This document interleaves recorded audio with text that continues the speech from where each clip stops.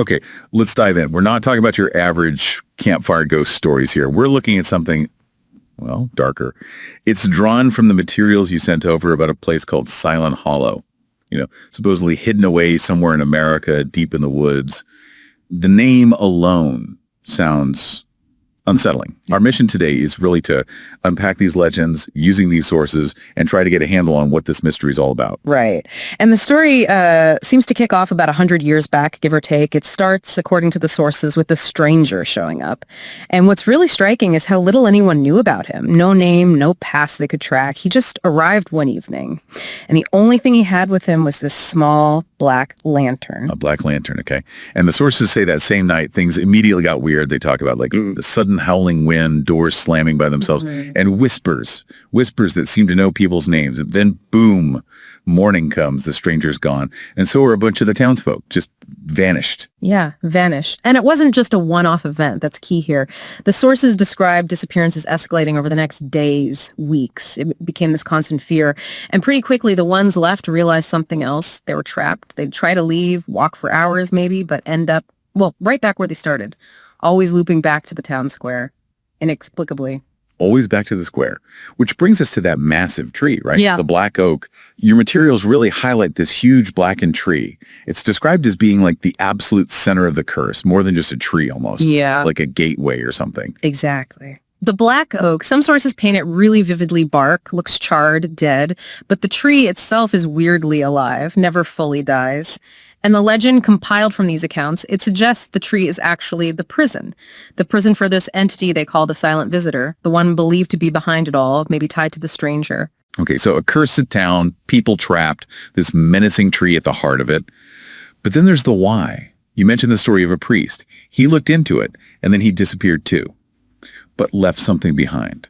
Correct. After he vanished, they apparently found a diary hidden in his church, under the floorboards, I think. And this diary, it's supposedly laid out the origin story, an ancient pact. It claims the town's founder, way back, struck a deal with some kind of dark entity. The deal was prosperity for the town, good crops, wealth, that sort of thing. But there was a catch, obviously. Yeah, a terrible price. The diary apparently specifies eternal silence and suffering for everyone living there. It's that specific trade-off, silence and suffering. Exchange for material success. Makes you think. Definitely.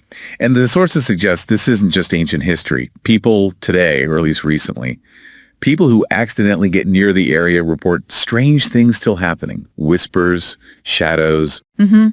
Whispers on the wind that seem to follow you, shadows that move when you're not quite looking, flickering lights in the fog.